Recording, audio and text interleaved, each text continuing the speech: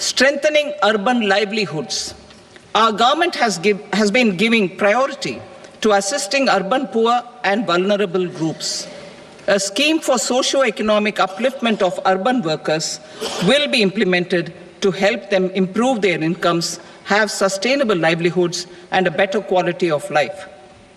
PM Swanidhi scheme has benefited more than 68 lakh street vendors, giving them respite from high-interest informal sector loans. Building on this success, the scheme will be revamped with enhanced loans from banks, UPI-linked credit cards with 30,000 rupees limit, and capacity building support. Social Security Scheme for welfare of online platform workers. Gig workers of online platforms provide great dynamism to the new age services economy.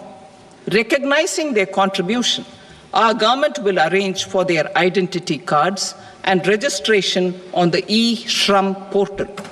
They will be provided health care under PM Jan Arogya Yojana.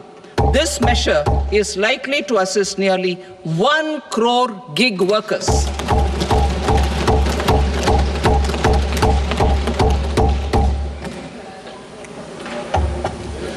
Investing in the economy. Public-private partnership in infrastructure. Each infrastructure-related ministry will come up with a 3-year pipeline of projects that can be implemented in PPP mode.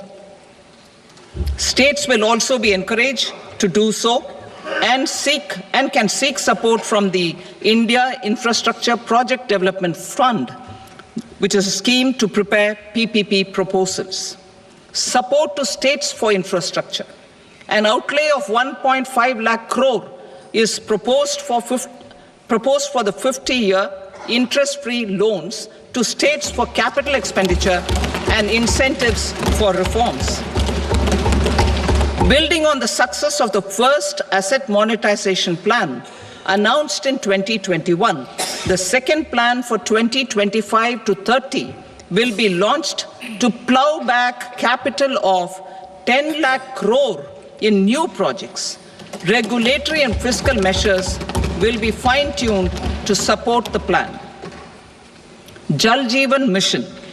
Since 2019, 15 crore households representing 80% of India's rural population have been provided access to portable tap water connections. To achieve 100% coverage, I am pleased to announce the extension of this mission until 2028 with an enhanced total outlay.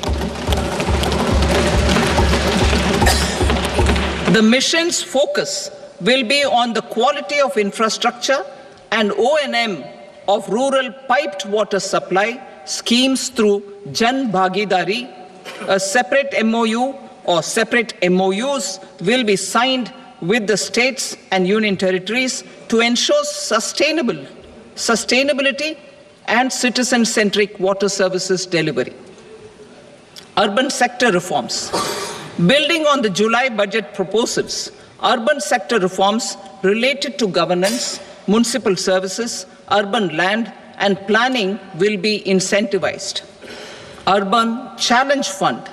The government will set up an urban challenge fund of 1 lakh crore rupees to implement the proposals for cities as growth hubs, creative redevelopment of cities, and for water and sanitation purposes announced in the July budget. This fund will finance up to 25% of the cost of bankable projects, with a stipulation that at least 50% of the cost is funded from bonds, bank loans, and PPPs. An allocation of 10,000 crore is proposed in 2025-26. Power sector reforms. We will incentivize electricity distribution reforms and augmentation of intra-state transmission capacity by states. This will improve financial health and capacity of electricity companies. Additional borrowing of 0.5% of GSDP will be allowed to states contingent on these reforms.